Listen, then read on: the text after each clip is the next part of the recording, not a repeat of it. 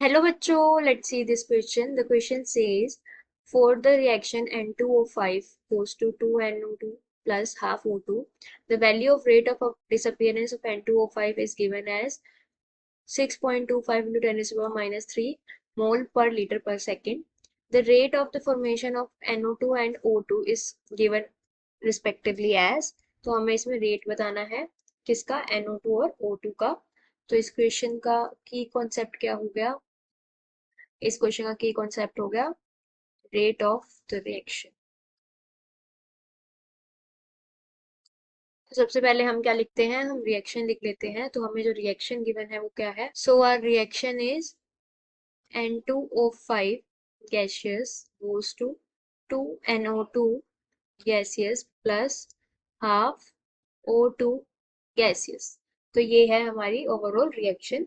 तो अगर हम इस रिएक्शन का रेट लिखे तो वो क्या होगा, so the rate will be minus dN2O5 dt is equals to, क्योंकि यहाँ पे N2O5 क्या हो रहा है, डिसअपियर हो रहा है, इसलिए हम इसके आगे क्या लगाते हैं, नेगेटिव साइन लगाते हैं, is equals to half of DNO2 dt।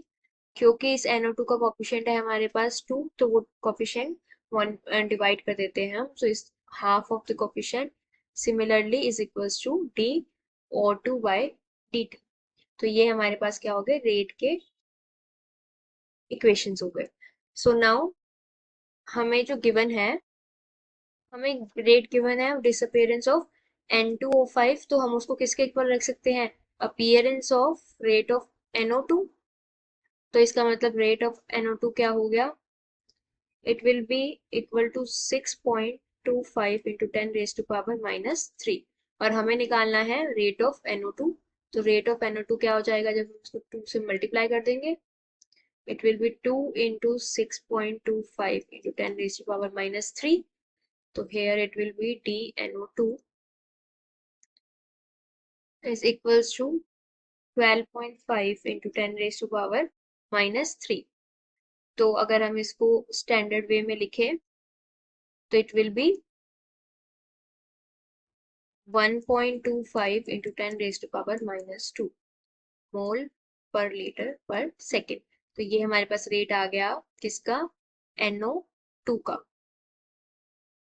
अब हमें सिमिलरली निकालना है रेट किसका, O2 का। तो rate of O2 will be, ये क्या था 2O2 dt, ये किसके इक्वल आएगा, ये इक्वल आ जाएगा 6.25 into 10 raise to power minus 3 के, क्योंकि हमारे पास जो रेट था वो यही था डिसअपियरेंस ऑफ N2O5 का। तो O2 का जो वैल्यू आ जाएगा वो क्या आएगा, it will be 1/2 into 6.25 into 10 raise to power minus 3। तो यहाँ से हमारा rate of appearance of O2 क्या आ जाएगा, it will be 3.125 into 10 raise to power minus 3। तो ये हो गया हमारा rate of appearance of O2। तो हमारा करेक्ट ऑप्शन क्या हो जाएगा, हमारा करेक्ट ऑप्शन हो जाएगा सी, it is 1.25 into 10 raised to power minus 2 and 3.125 into 10 raised to power minus 3. So correct option is C. Hope you understood it well. Best of luck.